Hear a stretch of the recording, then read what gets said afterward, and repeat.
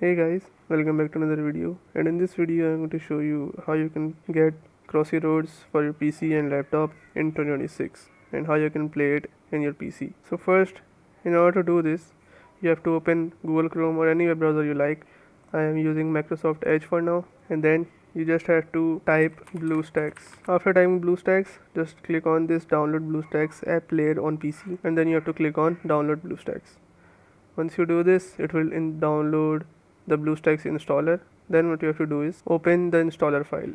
Once you open installer, here you'll see install button.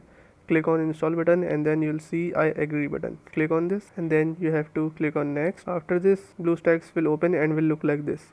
You just have to come over to this search button and then search for CROSSY. Once you do this, here you'll find CROSSY, your game. Just click on this and then you have to click on install from Google Play. After that, CROSSY will take a few minutes to install in your PC, and then you'll be able to play inside your PC. So yes, this is how you can do it, guys. Alright, that's it for today's tutorial. I really hope this video helped you solve your problem or learn something new about your PC. My goal on this channel is to make everything about computers simple and easy, whether it's fixing errors, downloading software or any game, boosting performance of any Windows or any game, or understanding new tools. If this video was helpful in any way, don't forget to hit the like button because it really motivates me to keep bringing you more useful content.